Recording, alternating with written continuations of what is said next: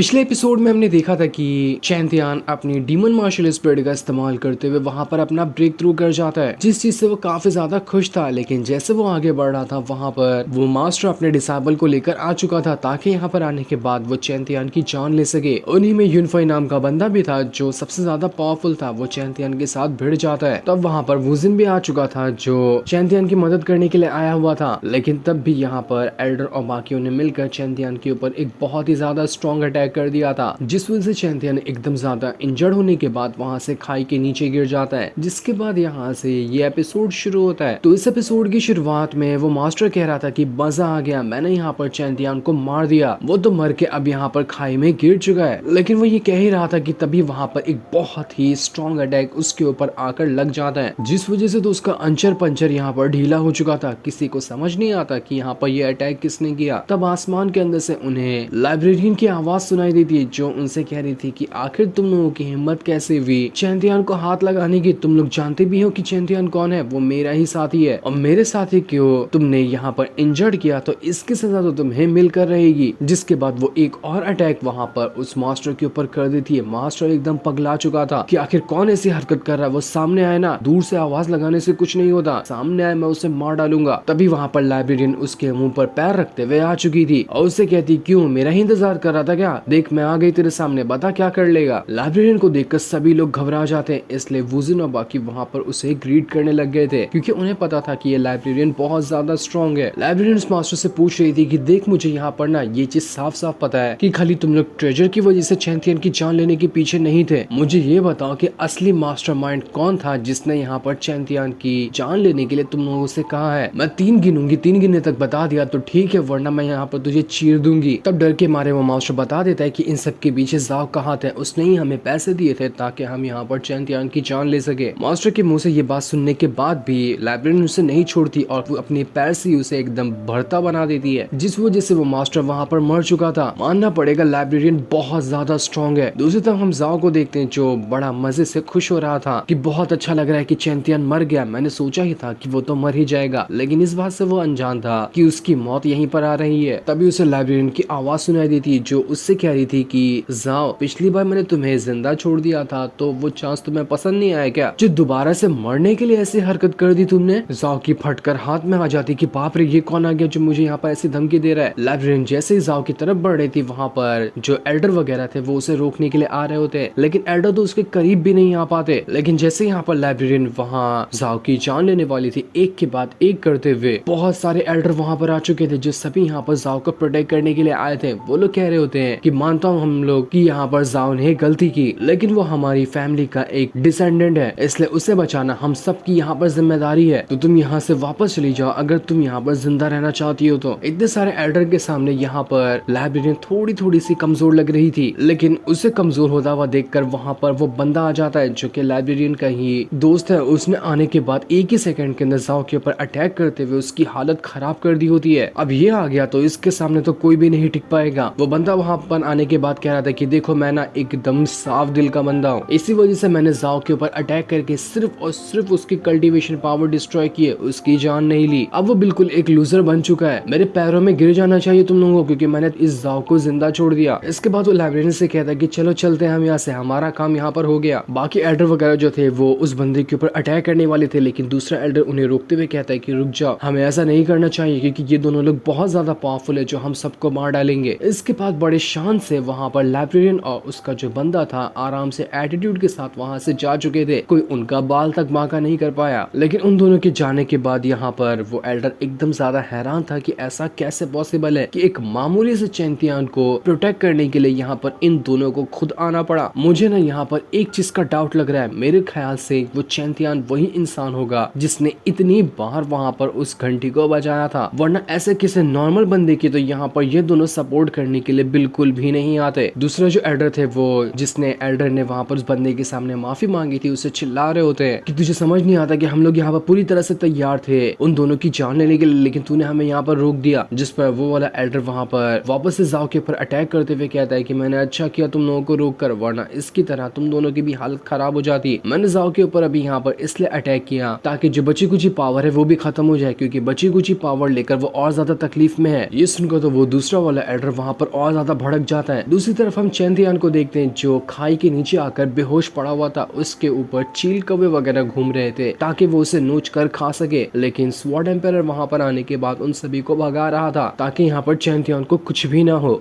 Sword empire यहाँ पर परेशान भी था कि अभी तक इस चैंतियान को होश क्यों नहीं है, अभी तक तो इसे होश आ जाना चाहिए था क्योंकि ये मरा तो नहीं है। लेकिन वो ये सोच ही रहा था कि अब वहाँ पर बहुत सारे अलग अलग तरह के बीस्ट वगैरह आने लग गए थे जो सभी यहाँ पर चैंतियान को खाने के लिए आए थे, क्योंकि कोई इंसान घायल होकर बेहोश पड़ा हो जंगल के अंदर तो जानवरों को तो उसकी स्मेल आ ही जाती है। स्वॉर्ड एम्पायर वहाँ पर खड़े खड़े बस सोच रहा था कि ऐसा कैसा अटैक लग गया चैंतियान को कि जिससे वो इतना ज्यादा इंजर्ड हो गया। मुझे लगता है कि एल्डन ने आखिरी में जो अटैक किया ना उसमें उसने किसी वेपन वगैरह का भी इस्तेमाल कर लिया होगा, तभी जाकर चैंतियान की ऐसी हालत खराब हुई है। देखो ये कितना ज्यादा इंजर्ड है। तभी वहाँ पर वो जो बीस्ट वगैरह थे वो चैंतियान के ऊपर हमला करने के लिए वहाँ पर आ रहे थे। बस स्वॉर्ड एम्पायर ने वहाँ पर जो चैंतियान के आसपास प्रोटेक्शन शील्ड बनाया था उसकी मदद से वो बीस्ट वहाँ पर खत्म हो जाते हैं। स्वॉर्ड एम्पायर वहाँ पर अपनी पावर का इस्तेमाल करते हुए चैंतियान को चेक करने की कोशिश करता है कि असल में इसके साथ हो क्या गया जो ये इतना ज्यादा घायल है। दूसरी तरफ हम चैंतियान की सोल को देखते हैं जो स्पिरिचुअल वर्ल्ड के अंदर जा चुकी थी। अब वो वहाँ पर आसमान से बस जमीन पर गिरते जा रही होती है। चैंतियान कह रहा था कि नहीं ऐसा नहीं हो सकता, मैं ऐसे तो यहाँ पर नहीं मर सकता, मुझे खुद को वापस से होश में लाना होगा। उसे वहाँ पर उसके फैमिली मेंबर दिखाई दे रहे थे। वो उनके पास जाकर उन्हें पकड़ने की कोशिश करता है, लेकिन वो पहले से ही काफी ज्यादा इंजर्ड था तो वो उनके करीब तक नहीं आ पाता और वहाँ से वापस से नीचे गिरने लग जाता है क्योंकि उसकी सोल भी अभी इंजर्ड है। लेकिन चैंतियान की सोल को इतना ज्यादा इंजर्ड होता हुआ देखकर वहाँ पर वो बंदे की स्पिरिट आती है जिस बंदे की कल्टीवेशन पावर को ही स्वॉर्ड एम्पायर ने चैंतियान के अंदर ट्रांसफर कर दिया था। वो वहाँ पर आने के बाद चैंतियान से कह रहा था कि अरे यार तुम तो कुछ कर ही नहीं पा रहे, लगता है मुझे ही तुम्हें होश में लाना पड़ेगा। इसके बाद उस बंदे ने वहाँ पर चैंतियान को अपनी वापस से पावर देते हुए होश में लाने की कोशिश की थी। इस वजह से चैंतियान की जो सोल थी और उसकी जो बॉडी इंजर्ड हुई थी वो सभी धीरे धीरे करते हुए ठीक होने लगती है। स्वॉर्ड एम्पायर भी हैरान था कि अरे अचानक से यहाँ पर चैंतियान को क्या हो गया, ये इतना ज्यादा कैसे यहाँ पर हरकत कर रहा है, उसकी बॉडी से भी बहुत ज्यादा ऑरा बाहर निकल रहा है। इसलिए वो वहाँ से थोड़ा दूर आकर छुप जाता है ताकि कभी उसकी वजह से यहाँ पर चैंतियान की तकलीफ ना बढ़ जाए। चैंतियान आसपास का भी सारा का सारा ऑरा यहाँ पर कलेक्ट कर रहा था ताकि उसकी बॉडी को थोड़ा सा रिकवरी मिले और उसके बाद वो ठीक हो जाए। चैंतियान की बॉडी के अंदर से अब इतना ज्यादा ऑरा बाहर निकलने लग गया था कि वो पूरा आसमान तक के जा रहा होता है और वहाँ पर तूफान भी आने लग गया था। तभी हमें एक बंदे की हल्की सी झलक दिखाई जाती है जो कि यहाँ से थोड़ी दूर था। वो भी यहाँ पर चैंतियान की पावर को महसूस कर पा रहा था, लेकिन ये बंदा कौन है अभी हमें नहीं बताया जाता। स्वॉर्ड एम्पायर तो बस वहाँ पर खड़े खड़े एकदम हैरान हो रहा था कि वाह यार बढ़िया है, चैंतियान की किस्मत क्या कमाल की है। देखो यहाँ पर ये इतना ज्यादा घायल था, कुछ किए बगैर ही यहाँ पर इसके अंदर से इतना ऑरा निकला कि ये पूरी तरह से रिकवर हो रहा है। और रिकवर क्या हो रहा है, ये पहले से भी ज्यादा पावरफुल बन रहा है। जिसके बाद चैंतियान का जो भी ऑरा वहाँ पर निकल रहा था वो खुद को एक हेवनली बीस्ट में ट्रांसफॉर्म कर लेता है जो कि बहुत ही प्यारा और कमाल का लग रहा था। इसके बाद वो हेवनली बीस्ट अपनी पावर को वापस से चैंतियान के अंदर डालने लगता है ताकि उसकी जो रिकवरी का प्रोसेस है वो बहुत ज्यादा फास्ट हो जाए। और इस वजह से यहाँ पर चैंतियान की हालत ही नहीं ठीक होती बल्कि वो वहाँ पर एक बार ब्रेक थ्रू भी कर जाता है, बिल्कुल मानो कि वो एक बार रीबॉर्न हो गया था। जितना भी वो पहले घायल था और जितनी भी उसे चोटें वगैरह लगी थी वो सब की सब उसकी रिकवर हो चुकी थी। स्वॉर्ड एम्पायर को तो यहाँ पर हल्की हल्की जलन होने लगती है कि यार इसके पास कितनी अच्छी अच्छी चीज है और देखो मैं यहाँ अपनी ओरिजिनल बॉडी को भी ढूंढने के लिए भटक रहा हूँ। वो चैंतियान से कहता है कि अरे चैंतियान होश में आ गए, चलो अच्छी बात है। चैंतियान को होश में आने के बाद वहाँ पर थोड़ा थोड़ा उसका सर दर्द कर रहा था लेकिन वो पूरी तरह से ठीक होता है। उसके चोट, उसके घाव और जितने भी उसके